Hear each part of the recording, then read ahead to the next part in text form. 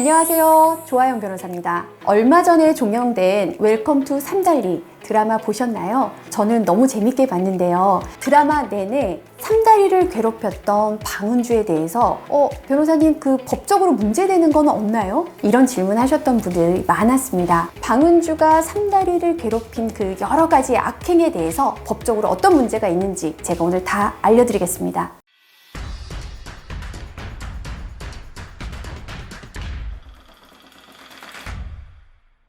제가 웰컴 투 삼달리 드라마에 관련해서 들었던 질문을 몇 가지 좀 정리해 봤는데요. 우선 조삼달의 남친과 바람핀 거 이거 어떻게 처벌 안 되냐?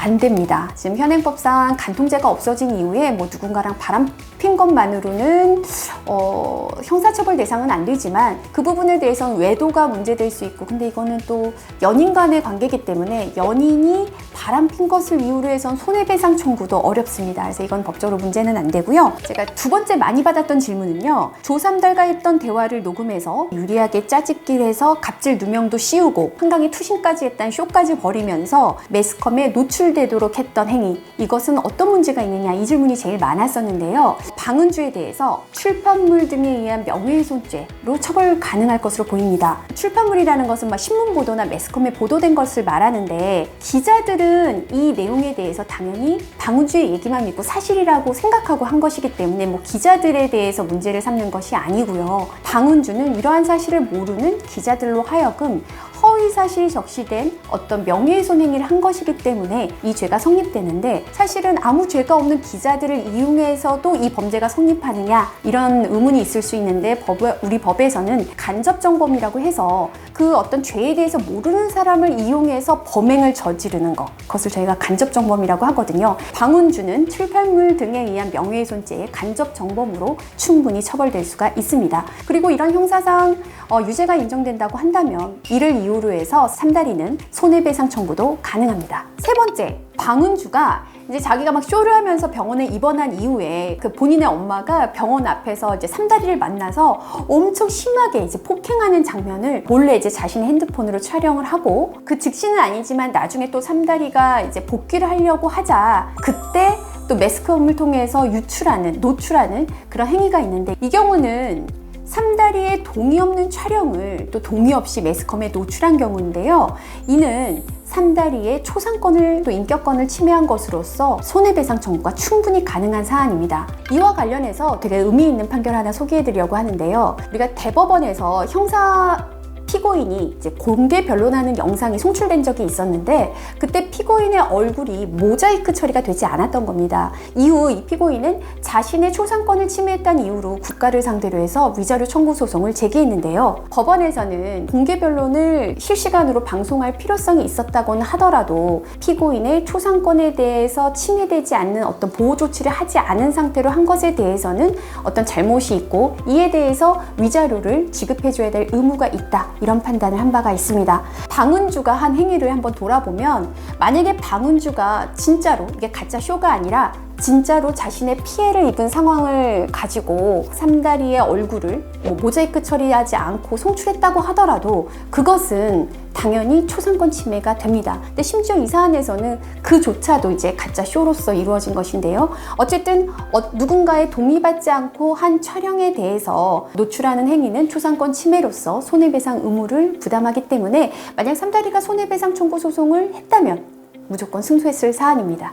네 번째로는 방은주가 선배 삼다리의 아이디어를 가져와서 자신이 하는 다른 프로젝트에서 그걸 이용하려고 했던 상황, 이것이 법적으로 어떤 문제가 있을까요? 라는 거였는데요. 방은주가 그 사무실에 들어가서 자신의 짐을 정리하다가 삼다리가 그 어떤 아이디어를 이렇게 철해놨던 파일을 들고 나오거든요. 그 파일 자체를 들고 나온 것에 대해서는 명백히 절도죄가 성립합니다. 그런데 그 아이디어를 도용한 것은 과연 어떤 문제가 있을까요? 저작권법의 보호 대상으로는 아이디어는 포함되지 않습니다. 아무리 그 아이디어가 신규성이 있고 창의성이 있다고 하더라도 저작권법의 보호 대상이 되는 것은 그런 사상이나 어떤 감정, 이런 것들이 표현된 표현 방식을 보호하는 것이기 때문에 그 표현의 내용이 되는 아이디어는 저작권법의 보호 대상이 아닙니다. 이 삼다리가 어떤 놀이터나 꽃을 촬영하기로 한 아이디어를 생각했을 때 그것을 가지고 어떤 노출이나 어떤 각도에서 촬영을 했는지 이 부분이 중요한데요. 만약에 그런 촬영이 이루어진 결과물과 유사하게 똑같이 촬영을 해서 비슷하게 만들어낸 것이라면 그것은 이미 표현이 된 것에 대해서 도용을 한 것이기 때문에 저작권법에 위반이 될 소지가 있겠지만 단순히 어떤 소재, 뭐 놀이터나 꽃 같은 경우도 소재잖아요. 사진을 찍는 대상물. 이런 아이디어를 가지고 그것을 베껴서 했다는 이유만으로 저작권법에 어떤 침해되는 행위라고는 볼 수가 없습니다.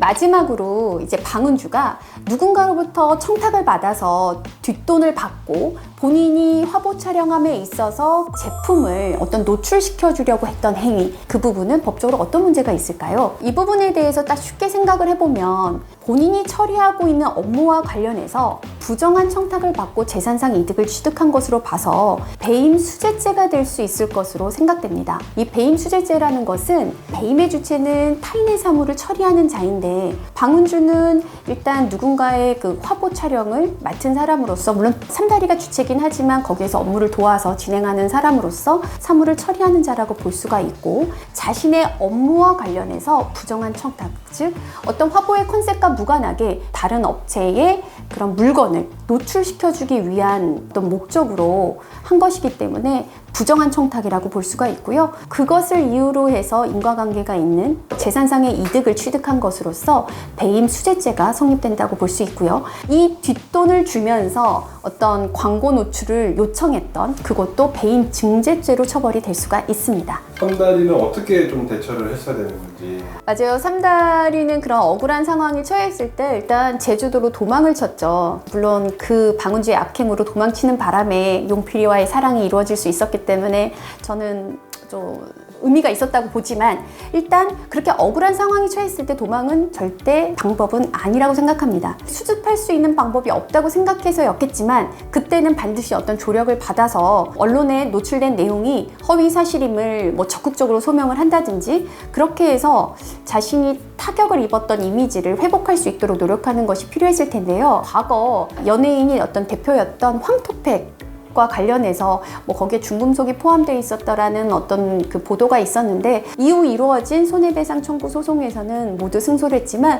그 과정에서 제대로 대응하지 않음으로 인해서 타격을 입었던 그 이미지 타격은 뭐 막을 수가 없었기 때문에 그때도 적극적으로 대응을 했었다면 어땠을까라는 아쉬움이 남는 부분이고요. 사실이 아닌 내용이 언론을 통해서 보도되거나 아니면 뭐 소송을 당하거나 했었을 때 그런 피해자가 된 입장에서는 소극적으로 대응하기보다는 적극적으로 그 사실이 아님을 밝혀서 본인의 입장을 잘 정리하는 것이 좀 필요할 것이라고 생각합니다. 절대 도망은 답이 아닙니다. 오늘 이 시간에는 저희가 종영이 아쉬웠던 웰컴 투 삼달리의 그 방은주의 악행에 대해서 법적으로 어떤 문제가 있는지 살펴봤는데요. 종영이 아쉬웠던 드라마이니만큼 저희 영상이 좀 재밌게 또 보실 수 있었으면 좋겠습니다. 오늘 시청해 주셔서 감사합니다.